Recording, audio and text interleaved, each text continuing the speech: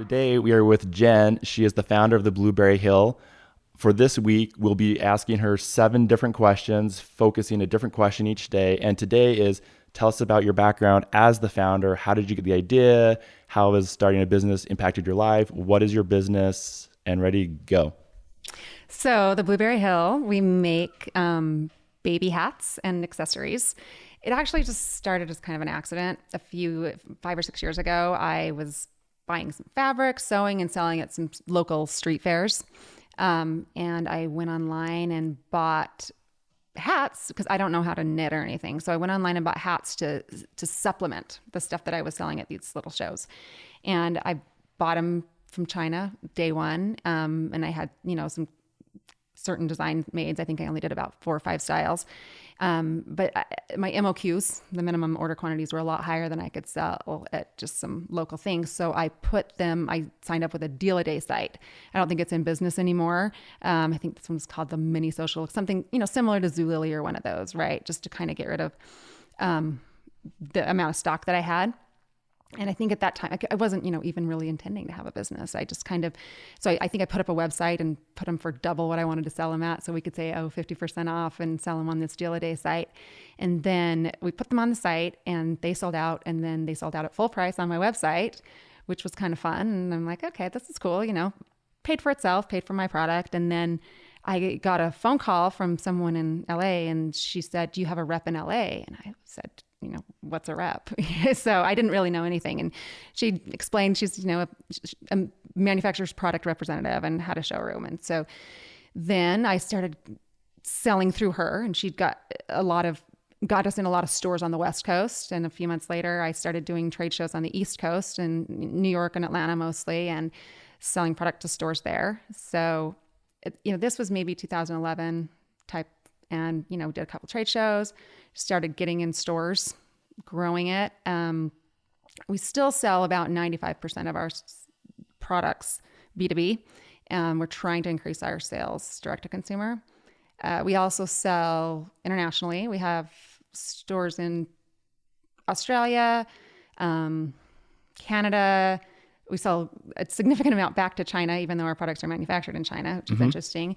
And we have a distributor in Japan. Why did you start this in the first place? Why did you order product from China? I like Google. I don't know why. Why did you even know to order something in China in the first place? I assume this was on a site like Alibaba. It was Alibaba, and I think I sourced through a couple different people, and one ended up working out. But why? Why did you Did you have a job? Were you looking to No, I didn't create a job? have a job. No, I was a stay-at-home mom. Okay. That was the thing. And I think I was bored. And so I'm saying, okay, I'm going to buy this fabric and do this, but I get bored with things really quickly. So I think, okay, what's next? What's next? And I'm trying to remember exactly why I thought hats and why I went on Alibaba and started doing it. I think it was on a kind of like a message board where other people were selling things at street fairs and adding things in. I think they were doing like hair clips and things like that. And they do like a little group buy, and, people would come in and buy it together to kind of help meet the MOQs. And so I thought, okay, they're doing it. Why can't I? Okay. Perfect. So this little idea now supports your entire family. Yes. And then some. Yeah. I mean, it's great, but you never know, right? Like things are always changing. Retail is changing. I just read an article on Guardian the other day saying, it talks about all the stores that are closing, and they're more mid-level, JCPenney's, Macy's, everything like that. And people buy online now. So, we need to pivot too. We need to say, yeah, we sell a lot to retailers, but direct to consumers there. And you couldn't do that 4 or 5 years ago, because then your retailers felt like you were competing with them. It just kind of wasn't done. And now everyone does it. And I've even had retailers say, not directly to me, but you know what, we'll carry you in our store when customers come in asking for you. So they expect you to go out and brand yourself on social media and to have people to have a presence and their customers to have a knowledge of you before just being introduced in stores.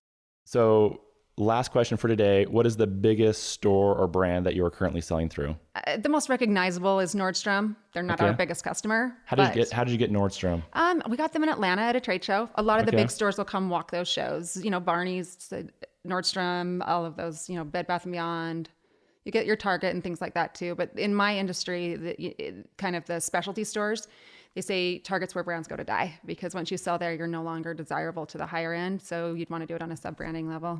Okay. So basically, one day you woke up and you said, I'm bored. You went to a site like Alibaba or some other places where you source product. You then went to a few different, like, not like trade shows, but maybe just local, what do they call those? Like little street fairs. Little street fairs. Yeah. And that's grown. And now you are in No, I mean, Nordstrom. the street and fairs were just like maybe 6 months. Like, and then it's always, what's next? What's next? Thank you so much, Jen, for coming in today. Tomorrow, we'll be featuring another video from this set on how she grew her business, what the next steps are if you would also want to build your own business. Thanks for having me, Mr. Bradshaw.